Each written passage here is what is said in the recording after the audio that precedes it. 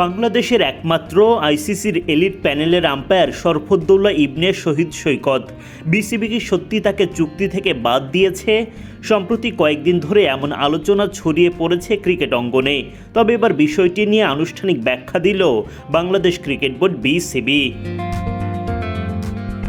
বিসিবির প্রকাশিত এক সংবাদ বিজ্ঞপ্তিতে জানানো হয়েছে, সৈকতের সঙ্গে বোর্ডের চুক্তি শেষ হয়েছে ঠিকই, তবে সেটি কোনো শাস্তিমূলক সিদ্ধান্ত বা সম্পর্কের অবনতি থেকে নয়, বরং তার বর্তমান আন্তর্জাতিক দায়িত্বের কারণেই নতুন করে কেন্দ্রীয় চুক্তি করা হয়নি। বিসিবি জানায়, শরফুদ্দৌলা ইবনে শহীদ সৈকত বিসিবির প্যানেল আম্পায়ার হিসেবে চুক্তিবদ্ধ ছিলেন। তার সেই চুক্তির মেয়াদ শেষ হয় 2025 সালের ডিসেম্বরে।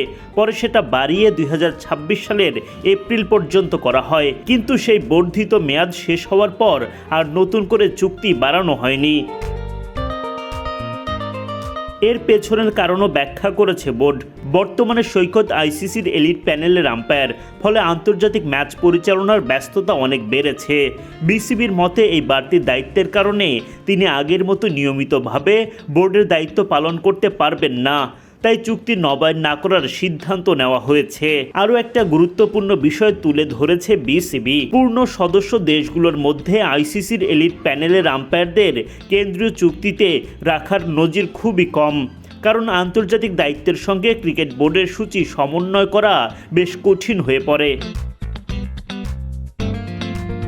তবে এখানে শেষ নয়, বিসিবি স্পষ্ট করে দিয়েছে সৈকতের সঙ্গে তাদের সম্পর্ক শেষ হয়ে যায়নি। তিনি সময় দিতে পারলে ভবিষ্যতেও তাকে দ্বিপাক্ষিক আন্তর্জাতিক সিরিজ, প্রথম শ্রেণীর ক্রিকেট, লিস্টে এবং টি-20 টুর্নামেন্টে দায়িত্ব দেওয়ার ব্যাপারে বোর্ড আগ্রহী। গেল এপ্রিলে চুক্তি শেষ হওয়ার পরও 2026 সালের জুনে বাংলাদেশ ও অস্ট্রেলিয়ার মধ্যকার টি-20 সিরিজে ম্যাচ পরিচালনার জন্য দায়িত্ব পেয়েছিলেন এই আম্পায়ার। অর্থাৎ চুক্তি না থাকলেও প্রয়োজন এবং সময় মিললে তাকে দায়িত্ব দেওয়া হচ্ছে, ভবিষ্যতেও দেওয়া হবে। আনুষ্ঠানিক বিবৃতিতে সবশেষে বিসিবি সৈকতের প্রতি কৃতজ্ঞতা প্রকাশ করেছে। বাংলাদেশের আম্পায়ারিংয়ের উন্নয়ন ও দেশীয় ক্রিকেটে তার অবদানের প্রশংসা করে বোর্ড জানিয়েছে, আন্তর্জাতিক অঙ্গনে তার আরও সাফল্য কামনা করেন তারা।